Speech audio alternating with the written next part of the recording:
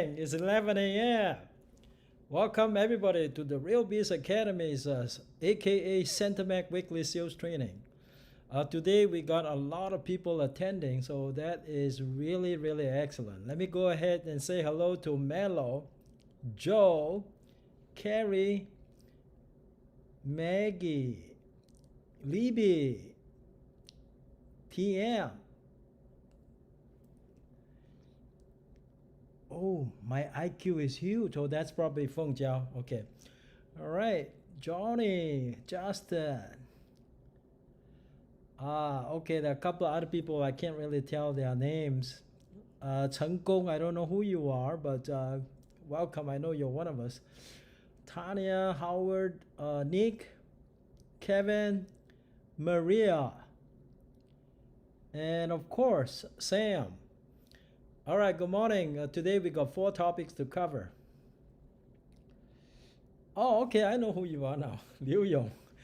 All right, thank you. 4 topics, 4 important topics, I'll say.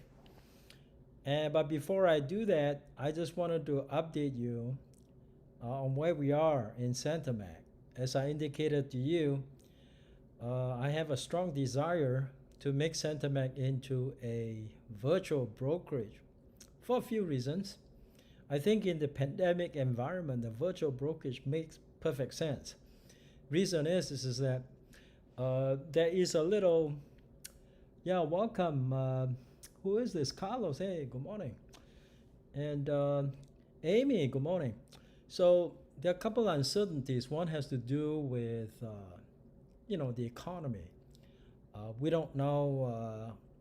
Right now it looks like it's under control, but whether we're gonna get another wave or not, we don't really know. I've been vaccinated twice already, but from what I was told, it's only good for 6 months, and I have to go back and get vaccinated again. So it's not gonna. I don't think it's going to change completely, but I think people are becoming more aware of the risk involved in COVID. People are taking the necessary precaution, wearing our face mask, washing hands, keeping our social distance, and so forth. For this reason, and also for the reason that the economy is under control, but we don't really know if it's gonna get worse. So I think if you go virtual, you can better control your costs. You can minimize the risk. But in terms of customer service, you're not gonna get lesser customer service as an agent from us anyway, from me anyway. And the reason I said that is for all the newcomers, the newer agents, they all have a mentor assigned to them. So newer agents will get the support that they need. The mentors are my, hello Carrie, and there are a few people that not sure I know your name. I apologize. Wei Hang, okay, I think that's Wei. Yeah, that's right. Win, right, Win. Okay, all right, and the new people have slightly different terms than the original agents that I used to hire. We're getting better in finding that agents that are committed to being professionals. So one of the things I do is to make sure they get enough support. And by assigning a mentor to them, they will always get either support from me or from the mentor that they work with. Now, the mentors are primarily my assistants. They are assisting me to answer your day-to-day routine questions. You don't know how to get onto the MLS. You don't know how to navigate around MLS. Those are the things you can consult the mentor. Okay, now the things that I prefer, I spend the time with you, will be things related to your sales, how you're gonna get business, and when you get a potential client, what are some of the things that you should know before you made an appointment with that. Those kind of things, I think I can put my time better to better use for those kind of things. Things like how to open a run a, install an e-key. You go to your mentor for that, okay? And also we are improving on Zipform support, that's for sure. Afterwards, I'm gonna show you how I'm able to upload the tutorial videos. So far, we're just doing it for the Chinese ones. I think the Chinese agents tend to need more help and support in that regards. I'm not saying that the English-speaking ones aren't important, but afterwards, I'll show you why I start with the Chinese one, okay? Certainly, I am going to the Philippines to hire more VA help to help me with the video editing for the tutorials for the zip form. I've already recorded pretty much the entire library that has the zip forms, except for the newer forms. You know, the standard ones, they're all in video format already. I just need somebody to edit it. The editing is to cut out all the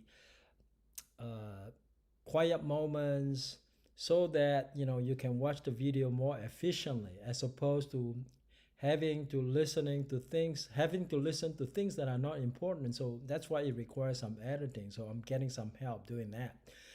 Just to illustrate, okay, and I want to show you my share screen. For those of you, it's just a concept that I'm introducing today. I'm not introducing the entire library of the video, but I'm just introducing the search capability of my Chinese YouTube channel. But the same functionality is going to happen in the English channel, but the Chinese one actually is it's good. So I'm gonna show it, and let me close this. Okay, I'm gonna leave this one here. I'm gonna close that one. Okay, so let's go to the my YouTube channel.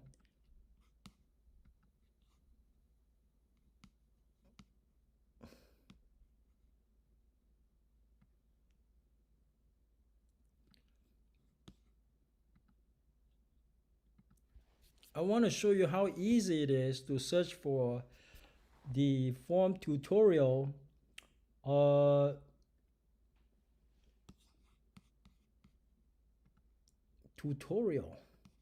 Okay. All right, let me go to my channel. Need SEO for your website? Go to Fiverr.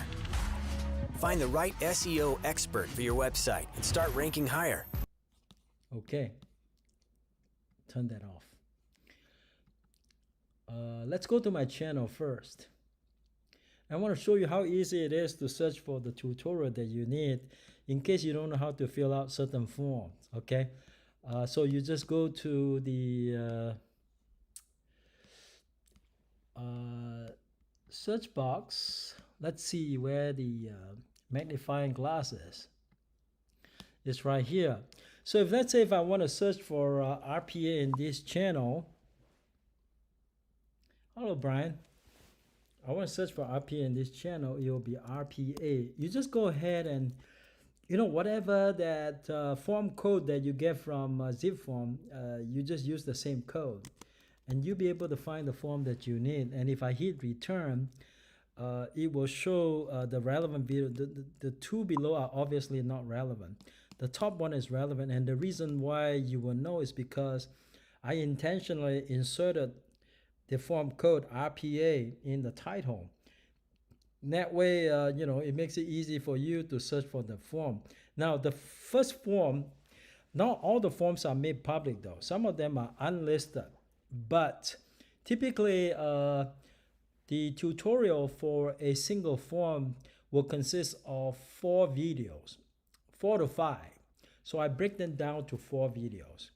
And by searching for the form, using the form code in the magnifying glass, you will find the video number 1. From video number 1, there will be video link from video number 1 to video number 2 to video number 3 to video number 4 and so forth.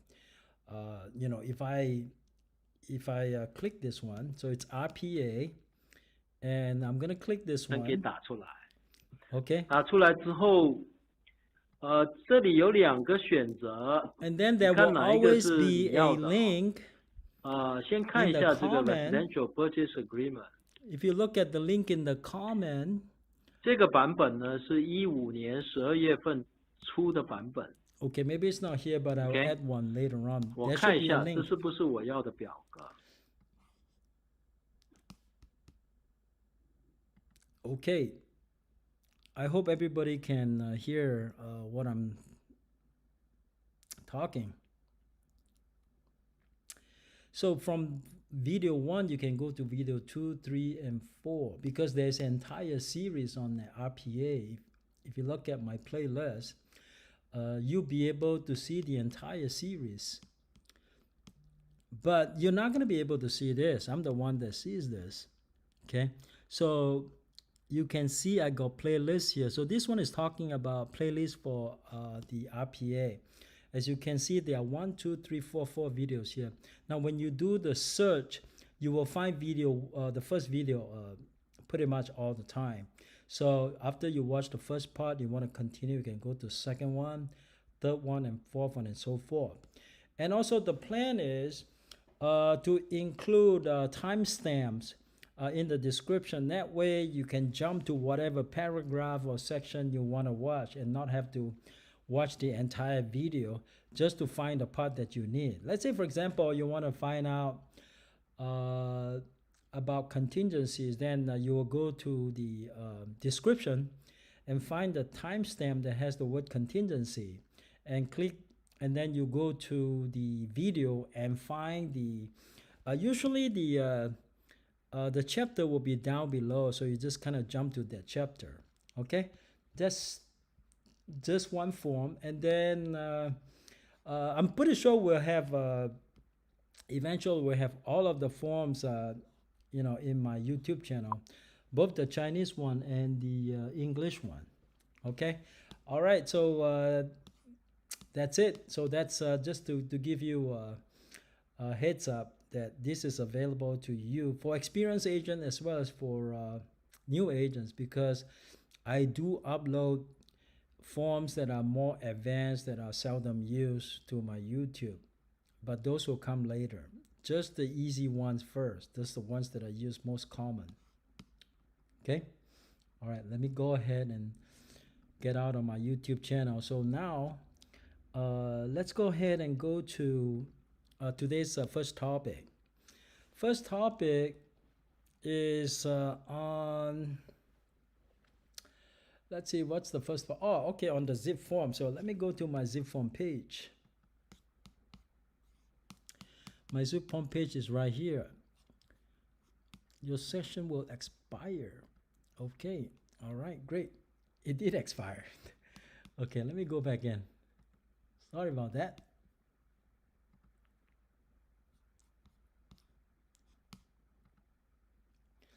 All right, access zip form. Okay.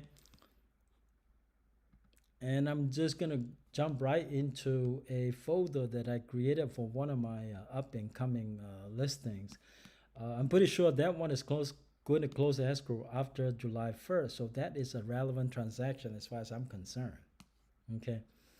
But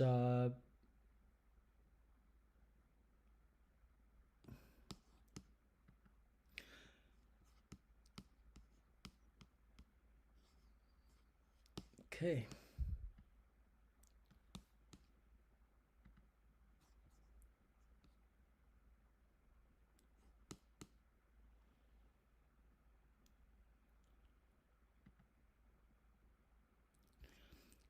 All right, I think I may have imported that form already.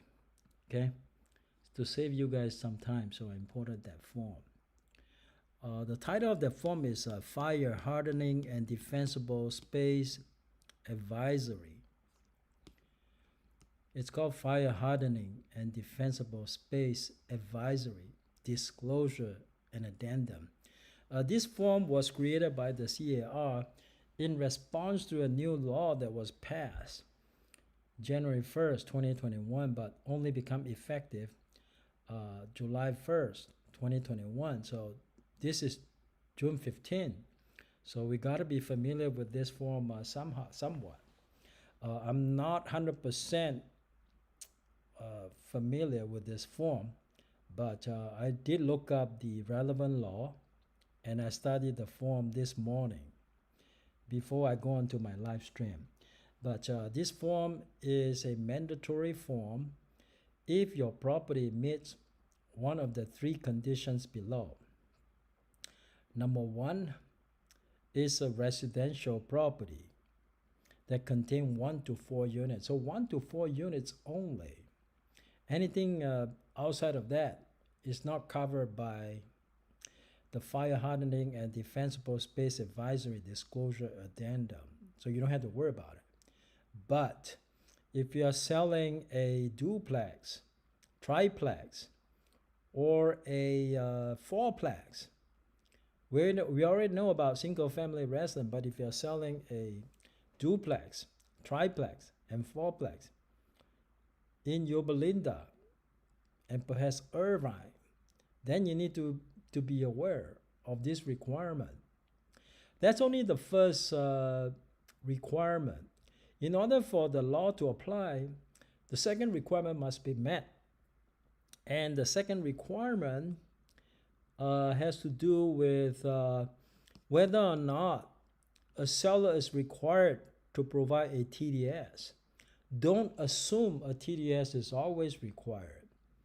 TDS is only required if it's 1 to 4 units and the seller is not someone related to probate proceeding or a bank who got the property into their REO department after a foreclosure, because they would not know anything about the property. So the law excuses them for not completing a TDS. I'm sure you're aware of that because that's in the real estate license exam. Okay, so if a seller is required to comply with the TDS, it's a second requirement. And the third requirement is, well, actually there's one other requirement, which should have been the second one, is that it was constructed before January 1st, 2010. So if it's a pretty new structure that was constructed after January 1st, 2010, you don't have to comply with this requirement. So that's another requirement. The fourth requirement is that the property must be located in either a high or very high fire hazard severity zone. Well, how do you know if a property is located in a high or very high fire hazard severity zone? One place to start, and this has to do with fire hardening disclosure, okay? Now, if you don't know what fire hardening means, to simply put, it means to make your property more resistant to burning when there is a wildfire. It's called fire hardening, because a lot of properties were lost due to wildfire. So the government decided that there should be some measures taken to protect buildings, or to minimize the loss of these buildings through wildfire. So fire hardening, to make it kind of stronger or more resistant to combustion. And the fourth requirement is whether it's located in the high or very high severity hazard severity zone. You go to this natural hazard disclosure. I'm pretty sure many of you have seen a standard. Let me see if I can go to my. Oh, are you guys able to see my screen? I hope you can. If you're able to, I will show you a screenshot that I took. earlier. This is a screenshot I took. Okay. So this is the first page of the natural hazard disclosure. Let me see if I can enlarge it a little bit.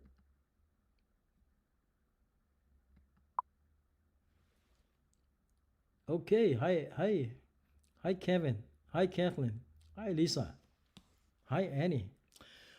Now this is the first page of the natural hazard disclosure. You see there is a checkbox on the first page. It says a very high fire hazard severity zone. You see that this one is checked no. Now if you see no, you don't have to worry about this form, really. So that's usually the first place you would go to see if you need to worry about this form, is to look at the natural hazard disclosure. If you are a listing agent, it makes sense for you to order your natural hazard disclosure even before you put the property on the market. That way you have the information right in front of you. It's all stated here. Someone else did the work for you. You just need to pay for it and then figure it out. Because this responsibility is undertaken by a third-party company. It would not be your responsibility. Now, if you rely on an NHD report, I don't think you need to go to the city to check it out. I think NHD report is a good source to rely upon. Okay. Now, if it is checked yes here, so you need to worry about it, right? But since it's checked no, we're not going to worry about it for now. Okay. So, but just for purposes of illustration, assume that it was checked yes. So we're going to continue with the discussion. So we know it's checked yes. Okay. So let me close this. Okay. Now let's go back to that screen. This one, the second one, is about defensible space compliance. Whether it's fire hardening disclosure or defensible space compliance, the 4 requirements are the same. It has to meet actually on the defensible space compliance, there are 3 requirements. One of them is missing. Well, which one is missing? The one is missing is actually the year built, so be careful. So, year built only determines if, you need to make any fire hardening disclosure. So if you take away the year built, if it meets the remaining 3 requirements. So in other words, even for building that is built after January 1st, 2010, you still have to worry about defensible space compliance if it is 1 to 4 units, and if seller is required by law to provide a transfer disclosure statement to the buyer, and the property is located in a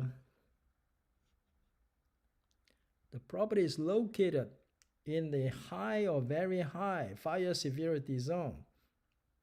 If these 3 requirements are met, even for newer building, defensible space compliance is required. Now, what exactly is defensible space compliance?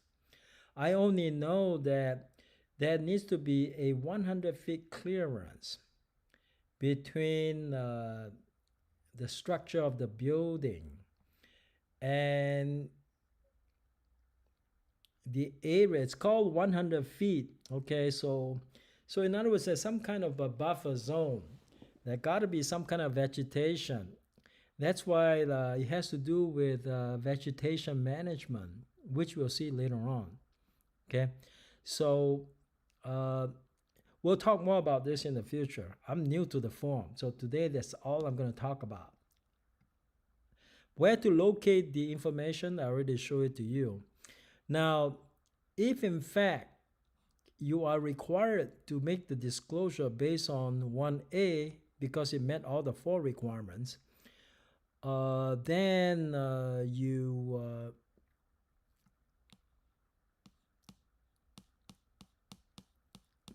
well, then because the default is the home is in a high or very high fire hazard severity zone. Okay. You see, even if the home is not in a high or very high fire hazard severity zone, there is no law that says the seller cannot provide this information only as advisory only. So even if you're not in a high or very high fire hazard severity zone, you can just go ahead and check this here, okay? Only as an advisory, okay? But this is a voluntary disclosure. I'm thinking to myself, because it is a voluntary disclosure, why bother? Okay, why should you go ahead and, go ahead, but if you want, you can do that, but it's not required by law. It's only advisory. That's why it's not a disclosure. And of course, if you are not in a fire severity zone, that's all you're gonna to fill out as far as the form is concerned. And then you can pretty much go to the end of it, okay, and sign your name, and that's it. Nothing else you need to do. But if it is in fact in a high or very high fire hazard severity zone, okay, you got more work to do. In that case, you're gonna go to the fire hardening vulnerabilities.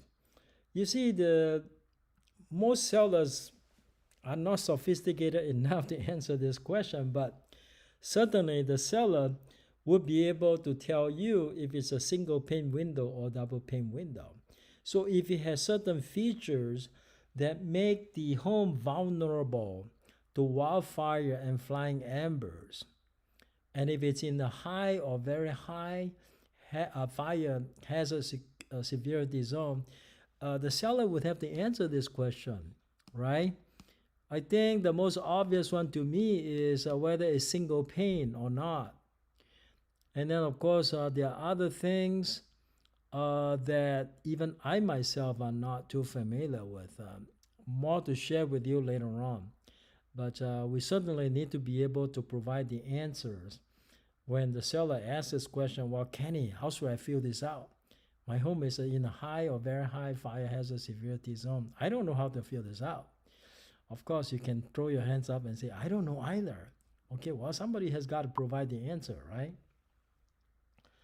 Hello, Hannah.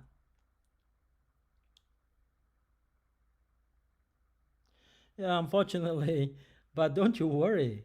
I will do a separate tutorial in Chinese, okay? And that will be in the form of a video. I'll upload it to my Chinese channel, so that's coming. So don't worry about that, okay? All right, so the seller needs to fill out 3B. And most likely 4 would also apply because 4 is based on 1A2. We've already covered 1A2 because 1A2 is actually more inclusive than 1A1 because 1A1 only applies to buildings that are built before January 1st, 2010, but 1A2 applies to pretty much all buildings if they meet the other 3 requirements. So, number 4 would have to be filled out. Okay. It's not easy. I mean, for Chinese speaking seller, I mean, how are they going to understand all of this? I'm going to need to do a video on that in Chinese. Okay. And then, the seller is going to have to go to the city to find out if there's any local, actually, in this, on the defensible space requirements, the seller only needs to check certain boxes that applies.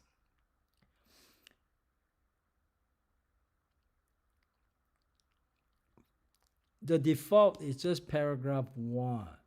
Okay, paragraph 1 say the buyer, you're going to take care of it yourself. You are going to go ahead and acquire the documentation yourself. Okay, I'm not going to help you with that. The condition to ask the buyer to do the checking themselves is that if there is no local ordinance requiring proof of compliance with defensible space law. Well, you have to check with the city government, because in some cities, even though there's no wildfire in cities like Monterey Park has what we call a point of sale ordinance. What that means is that before you can close escrow, the city will have to send an inspector to inspect for compliance issue. So, if the local government does not require proof of compliance with defensible space law, then it's very easy for the seller. Seller basically will just rely on number 1 and skip the rest of it. Okay, that's an easy one. And however, even if there is no local ordinance and the seller somehow within the last 6 months has already obtained documentation of compliance with the state defensible space law, then this is the state requirements that the seller just obtained. So the seller would have to check this box in case the seller got the report in the last 6 months, got the documentation in the last 6 months. That is if number 2 applies. Number 3 is talking about local vegetation management or other defensible space ordinance in effect, which permits compliance after close of escrow. In some cities, they may have local vegetation management ordinance, which allows the buyer to comply with it after they close escrow. If your property is in one such city, you can check number 3. Okay. All right, Lily, good morning. Number 4 talks about local vegetation management or other defensible space ordinance in effect, which requires compliance prior to close of escrow. So you have to be aware there are some local ordinance that allows compliance after close of escrow, and there are some local ordinance that requires compliance before close of escrow. So when you do your listing, you do need to go to the city to check it out. Are they allowing compliance after close of escrow? Or they insist on compliance before close of escrow? Then check your box accordingly. So as you can see, if you list a property in a high or very high fire severity zone, there's a lot of extra work, right? Okay.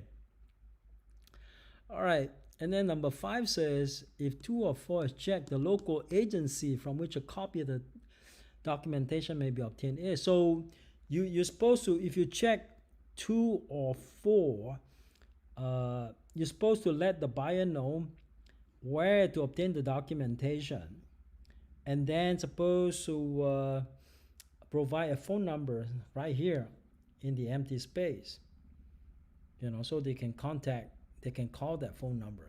And once this is completed, then it's supposed to be signed by everybody. Now, on the form, and I'm not even sure, unless I read the details in the law, how soon you have to provide this disclosure to the buyer. I assume the same time frame that works for TDS also applies to this particular form. So for right now anyway, until I verify with you, we're going to assume that the same timeline, the same requirements that apply to TDS also apply to this form. Just look at it as an addendum to the TDS, then you won't go wrong. Okay? All right, that's it for this form. And now we're going to go to the second topic for the day. Okay? Now, the second topic for the day is on, let me go back here. Let me Go to my scene window.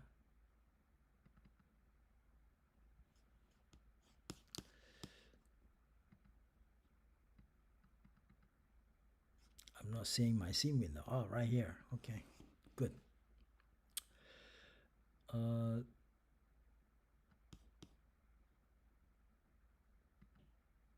All right. Okay, this is my PowerPoint slide.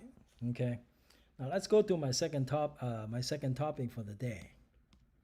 Wow, we got 30 people already. Okay, you guys did a good job today. Okay, thank you so much for coming. All right. Let's go over the top 5 MLS rules violated by Centermac agents. And of course, I would know, right? Because every time when you violate an MLS rules, I have to find out about it because they will send me an email notifying me the nature of the violation. Okay. The no front picture is actually quite common. I got agents that make the mistake of only putting the interior picture and not a picture showing the front of the building. You can show the exterior of the building, not necessarily showing the front door, but you have to show the exterior, like a scene in the backyard. That's outside, that's exterior. But most people will just show the front view, the front entrance. Very rarely do you see people put the side view of the building because it doesn't convey a lot of message. So, but if you don't have a front picture, this fine, the $250 I'm telling you about, usually they give you enough warning. They will not fine you right away. The only time for this particular violation anyway, no front picture, I think they give you a second chance. So the minute that you receive notification that you have this violation, if you take care of it right away, instead of just ignoring their email, you'll be fine. You will not get fined. Okay? And so just remember, this is pretty basic stuff. For me, I don't forget anyway, because I think the front of the building is actually pretty important. So, hello, Arena. Thanks for coming. The front of the building is actually pretty important, so I usually would not miss it. So, personally, it doesn't happen to me, but it happens to some of my agents. I haven't had somebody that would delay fixing the problem until they get a fine, but I'm letting you know the fine will be about $250. Okay? Now, the second top 5 MLS rules violated by Centermac agents has to do with update closing in listing or auto sale. This is very common. Okay?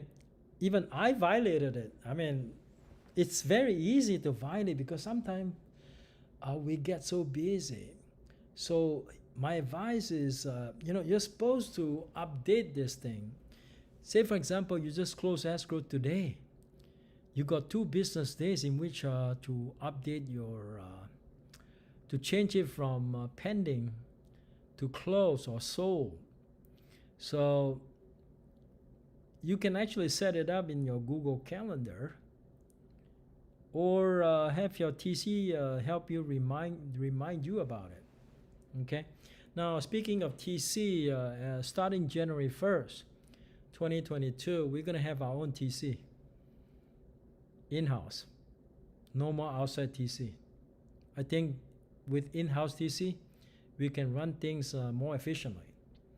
Now, even though we may have to get used to the fact that they are in a different time zone, but they start work at about 4 p.m. in the afternoon, and they work through the evening.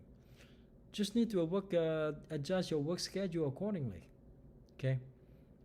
And they'll remind you. They will remind you, okay, to update your closing. But of course, you have to let them know enough details. For example, if you give them your purchase contract and then base off of your purchase contract, they'll be able to figure out what is your expected closing date.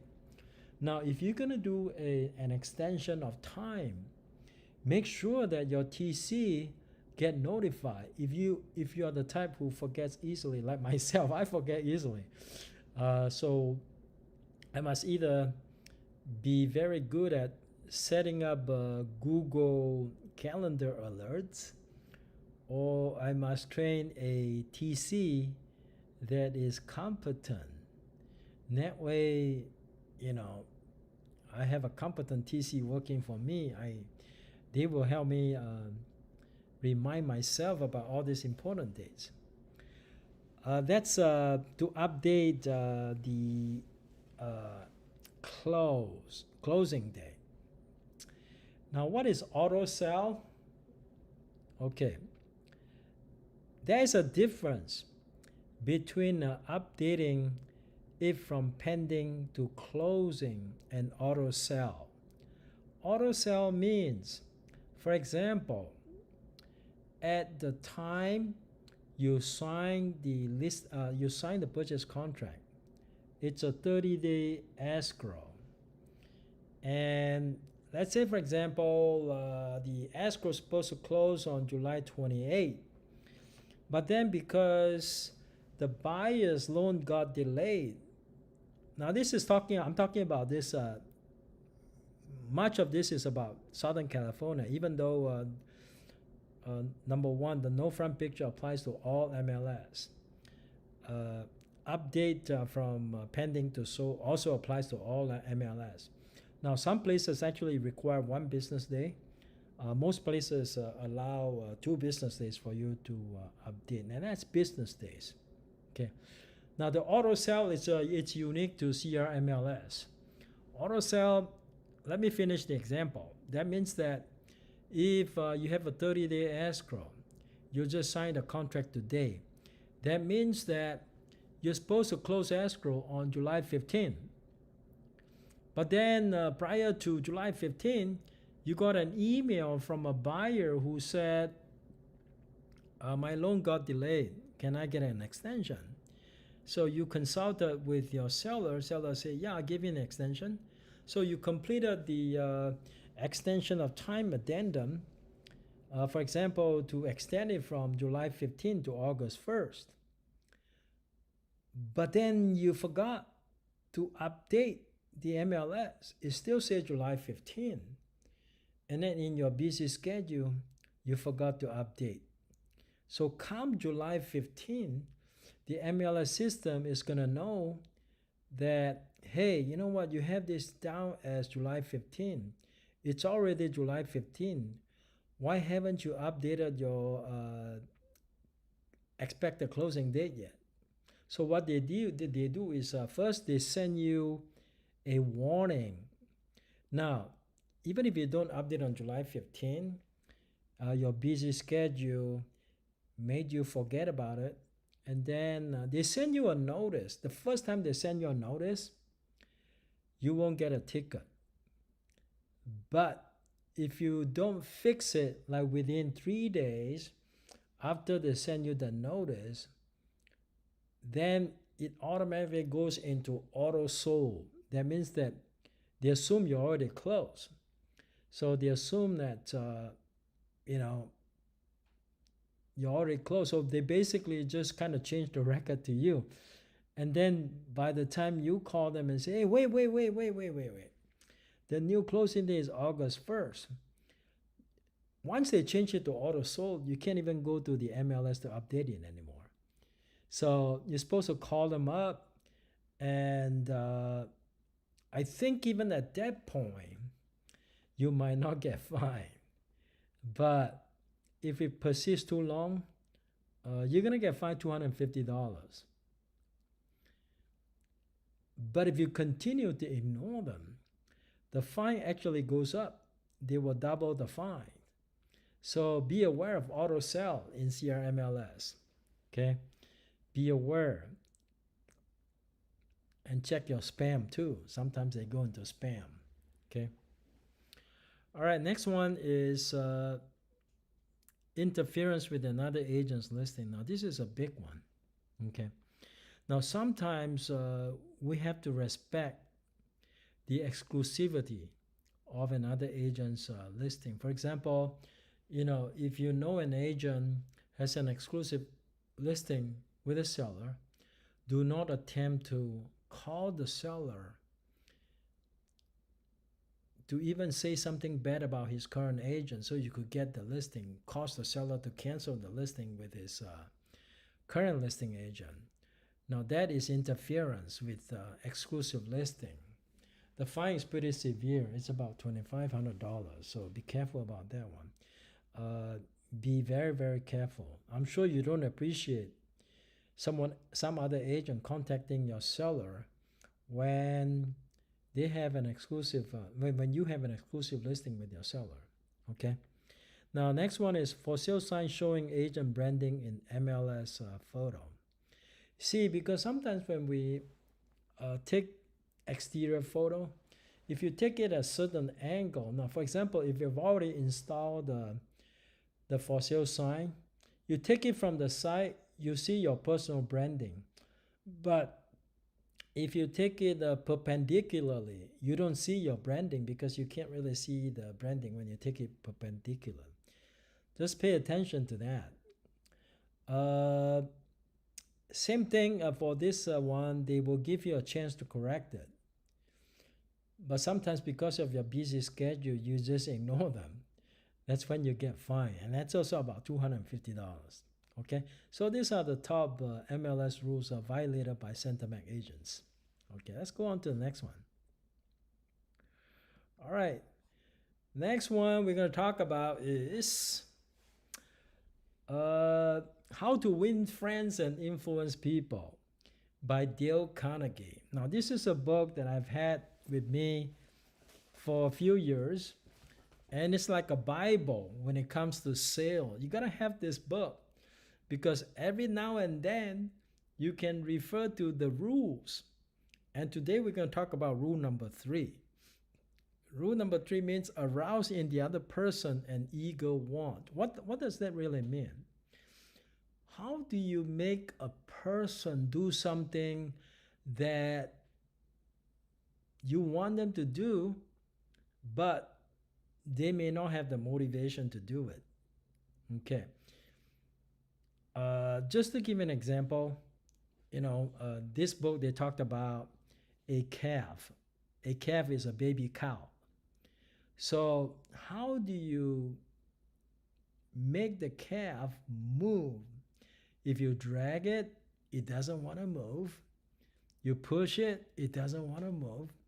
So in this book, the example that they gave is somebody who has a good sense of this particular principle basically stick their finger out and let the calf lick the finger, because I think the calf wants to feel like, hey, you know what, I'm getting something I want. So she was eventually able to lead the calf into in an area where the owners want the calf to be in. So the thing is, how do you make somebody do something unless the person really want to do it? Another example that they gave is about kids don't want to go to kindergarten. If you only think in terms of your interest and not their interest, sometimes we miss the point. See, the kid, how do you make a kid go to kindergarten? Well, the way to do it is to make it sound like it's a fun thing to go to kindergarten. So when this couple failed to get the kid excited about going to kindergarten, they did some finger paint with the kid. So that kind of aroused the kid's interest. So eventually one evening, one of the either the husband or wife woke up and saw the kid was doing the fingerprint himself. And then eventually the kid just got excited about going to school, because one of the things that the couple said to the kid was, well, when you go to kindergarten, you get the fingerprint. Isn't that what you want? Okay. Then the kid got excited and decided that, hey, you know what, That's where I want to go. And the kid will wake up early in the morning, anxiously waiting to be taken to the school. Okay, so the same principle applies in getting a listing. You know, sometimes when I was working with Michael, we were able to sign some listings that had 6% commission. One time we got a listing for 7%. Okay, and we apply some of these principles, that's for sure. If you can arouse in the other person an ego want, what does a seller want? Most of the time, there are only a couple of things that they want. Most sellers, average seller anyway, they want the best price for their home. They want it sold in the least amount of time possible. Now, one of the questions we have to ask a seller on the phone when we make the prospecting call is we ask them, when do you plan on moving? Now, if you have the right seller on the phone, if the guy is in the right frame of mind to sell his home, then you ask the relevant questions. But if the guy is not in the right frame of mind, you ask him, when do you plan on moving? He says never. Okay. Of course, my fairy taught you don't give up yet at that moment. You ask a few more questions before you give up. But if you ask the right seller, he's going to say, well, I'm thinking about 6 months from now. Oh, then of course, you go ahead and affirm and approve, if you know what I mean.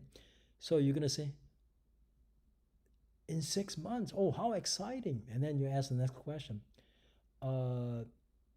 where are you moving to? And then he say, Boston, right? So the next question, naturally, you're going to ask is, what's taking you to Boston? He might say something like, my grandkids are there in Boston. Oh, okay, so his motivation is to be in Boston, to spend time with his family, particularly his grandchildren, right? So you go through the rest of the script, and then at the end of the script, you try to get an appointment. He kept saying no. Now at that point, how do you convert this person into a yes? You have to apply a few principles, and of course, this is just one of them. So when the guy has an objection, you handle that objection, and you ask 2 questions relating to handling of the objection. So basically, you handle the objection and then ask 2 questions. The 2 questions has to relate to what he's going to be doing in Boston, because his motivation for selling the home is to be with his family. Well, think about the joy and happiness waiting for him in Boston. If he's able to get it sold. Of course, the sooner he got it sold, the sooner he can spend time with his grandchildren, right? So when you ask the question, always focus on what the other person really wants, and you have to arouse his interest. Get him excited about moving to Boston. So this is some of the principle. Okay, now let's look at the next slide.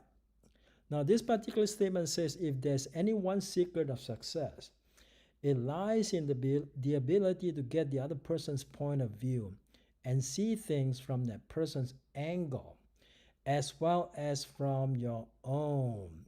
Well, there's actually a story in the book talking about a man wanting to host a series of seminars in a hotel. And he started making prints of the tickets based on the original price given by the hotel. So he's already spent the money promoting the events, and suddenly he got a call from the hotel saying, we are increasing the price like 300%. He almost fainted. Now, some people, maybe a lot of people might get upset, say, how could you do this to me?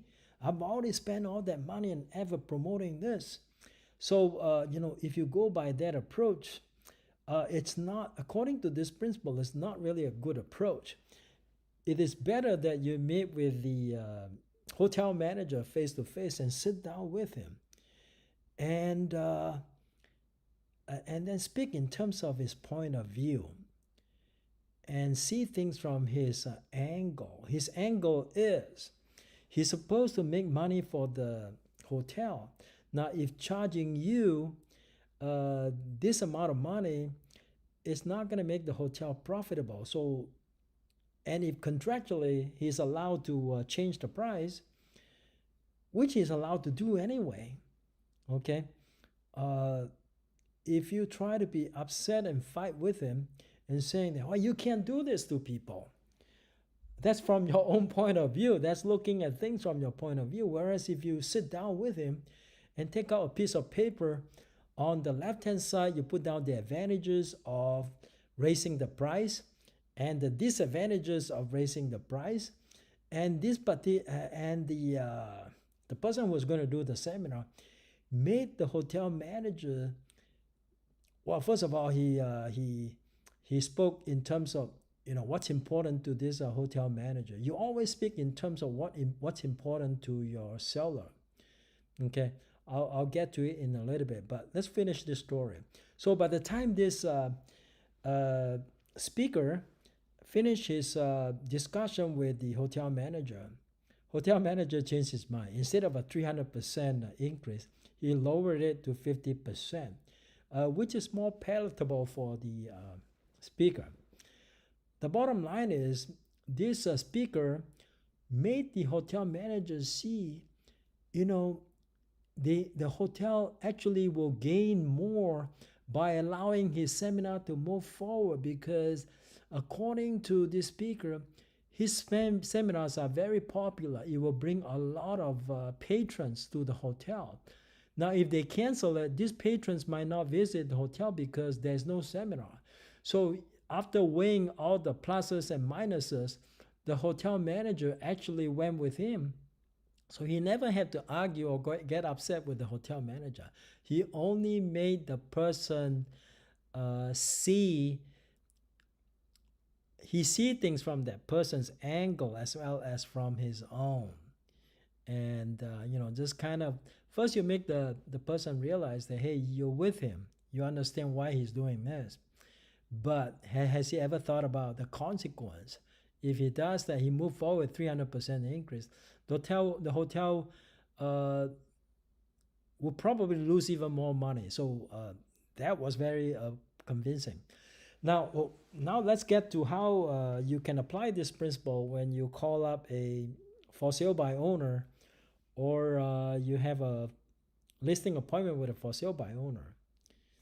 First of all, you have to understand, why does a person want to sell the property on their own?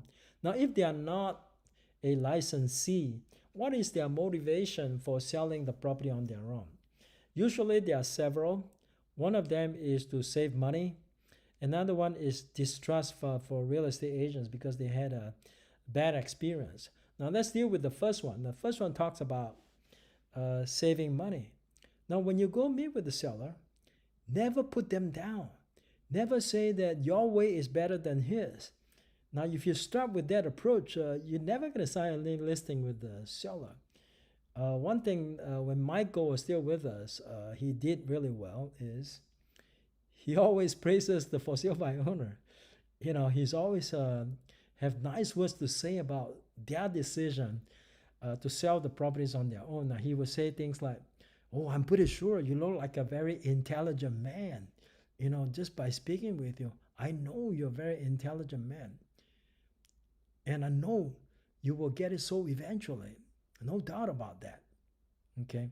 And then he started going into, yeah, you get it sold, but what I'm offering you not only will get it sold, I'll put more money in your pocket after you paid me commission. That's the approach you want to take. Because if you start putting them down, you never get it sold. Forget it. You're going to lose this client. Okay?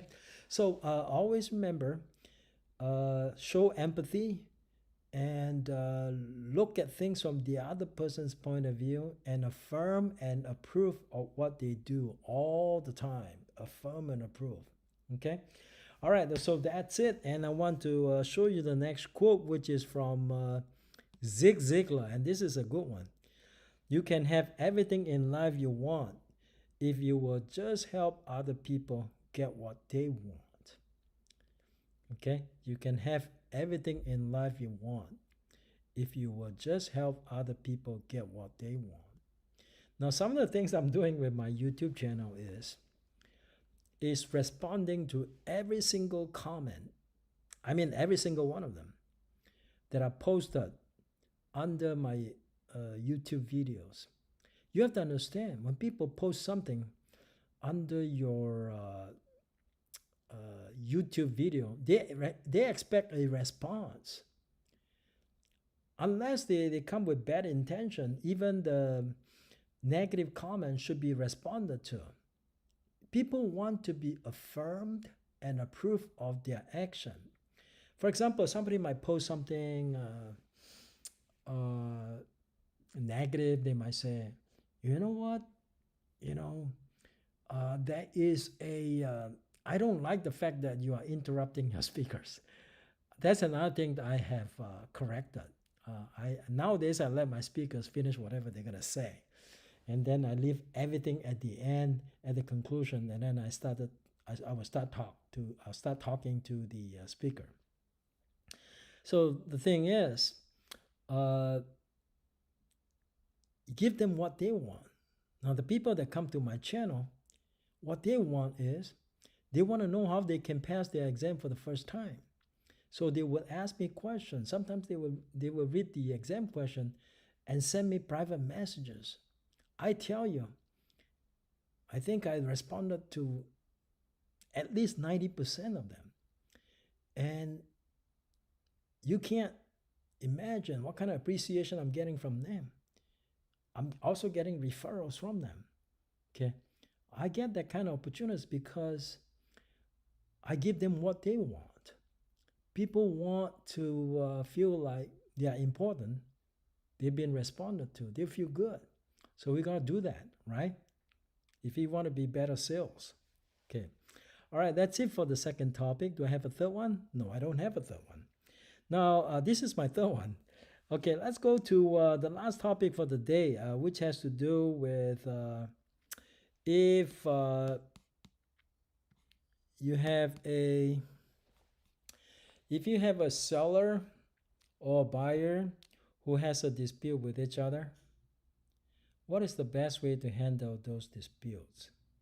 Again, empathy and understanding will get you everywhere.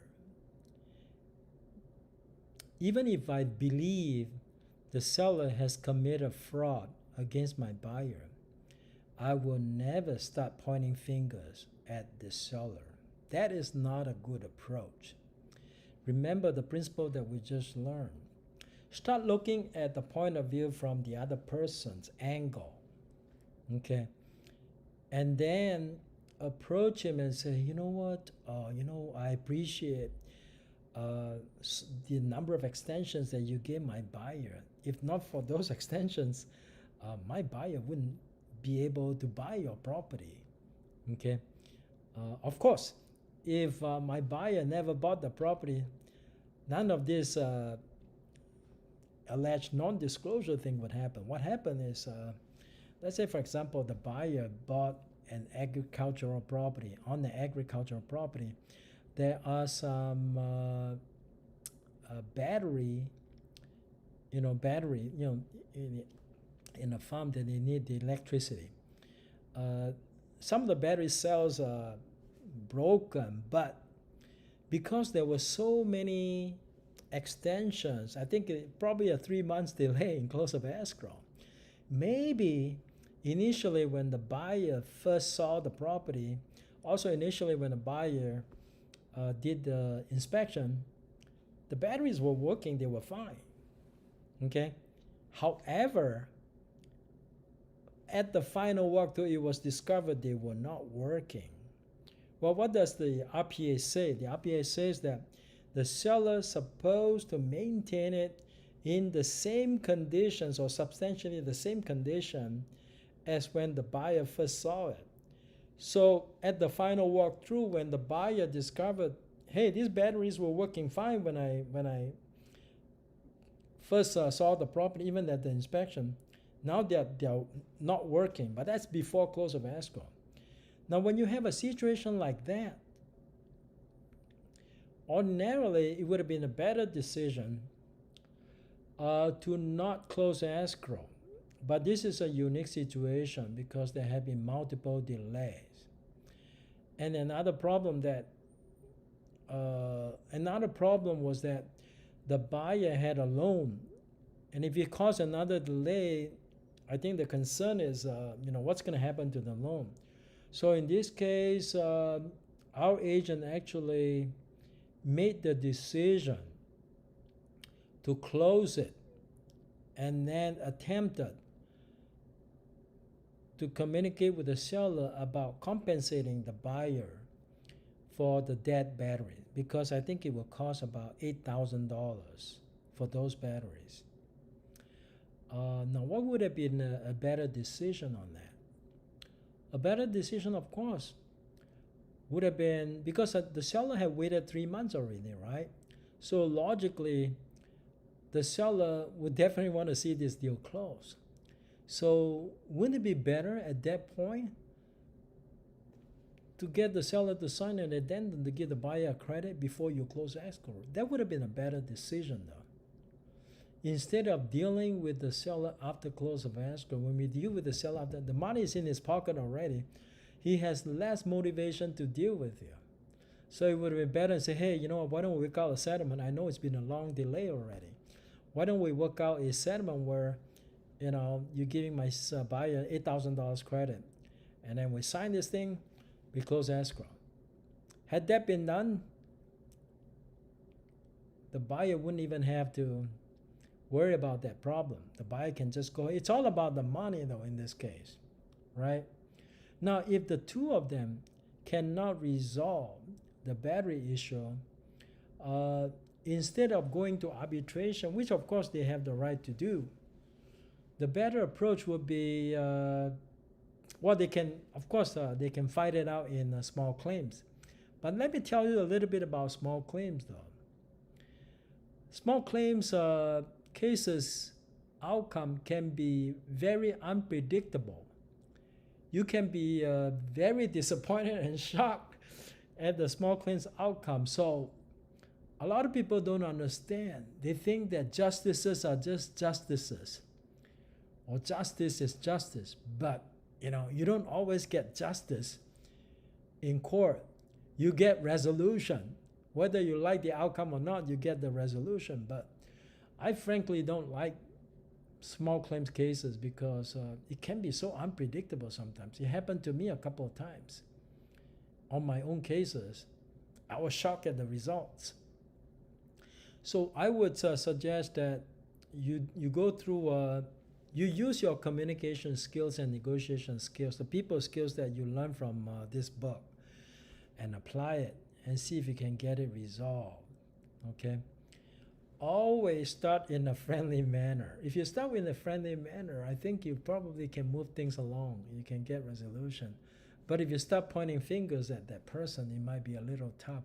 That's why there's something I hate doing, because sometimes my client will want me to know, you're an attorney, right? You're supposed to write one of those nasty letters. I say, no, I don't enjoy writing nasty letters. I'm a different person now.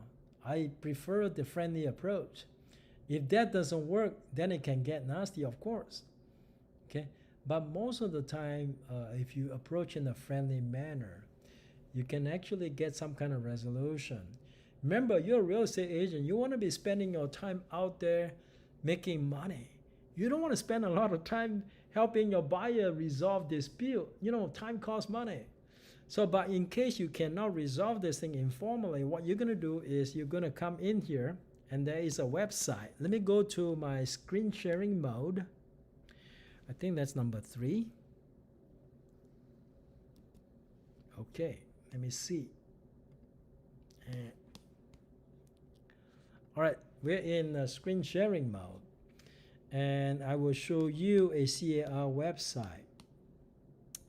You go to a CAR website in case you need to go to mediation. CAR has a page. It's called Consumer Mediation right here for consumer. Now, you can actually find the mediator you want. They are not cheap. They are pretty expensive. They used to be very cheap. It used to be that I can get a mediator for less than $200 an hour. Now I'm looking at this, it's like $350 or $400 an hour. Now, if you're looking at a half the mediation, 400 divided by 2, that's $200 times 4, that's $800 each side. There are some cheaper ones, I'm sure, but this is what a typical list looks like. Okay, but sometimes the $1,600 it's worth it if you find the right mediator. You see, this person here, most of them are attorneys.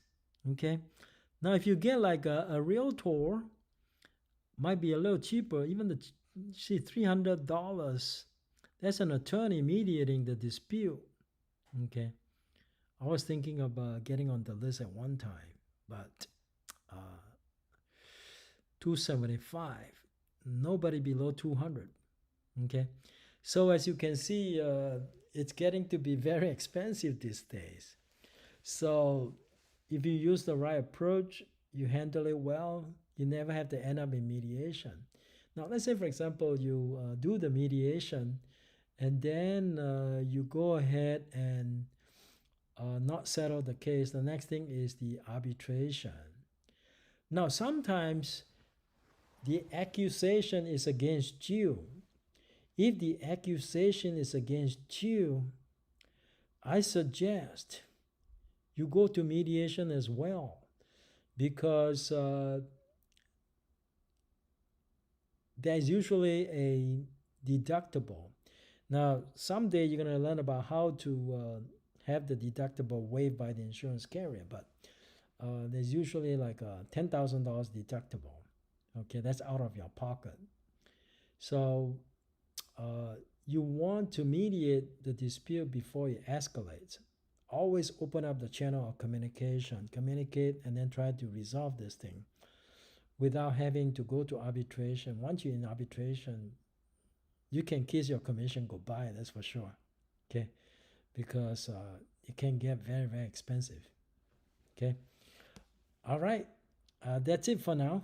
It's a long session today, and I appreciate everybody for coming. And don't forget, next Tuesday, the training is at 8 p.m. We have the Southern California real estate market update for the month of June 2021. Okay, mark it on your calendar. Now, I send you guys a Google Calendar notification. Not everybody knows how to use it. I understand that. But learn how to use it. It's a lot easier for me. All right, Lynn, you're welcome. It's a lot easier for me if you all start using, learning how to use a Google Calendar. That way, if you're coming, just click yes. If you're not coming, click no and give me a reason. I don't expect everybody to be able to attend every single one of this. There's going to be it's going to bound to happen that some days you just could not make it. For example, you have a doctor's appointment that conflict with my schedule. You have a close of escrow. You have to be at the escrow, or you have to do something urgent. Okay, I understand that, but I schedule the live stream this way. That way, if you miss the daytime one, you always have the 8 o'clock one that you can attend. Also, I do live stream on this, and if you miss it, please do me a favor. Go back and watch the live stream, because there are some important information in the live stream. Now, if you do watch the live stream afterwards, please put down something in the comment section and let me know you watched the video. That way I know you watched it. Otherwise, I have no idea whether you attended the training or failed to attend or not watch it. Okay. All right. Have a nice weekend, everybody. I will see you next Tuesday.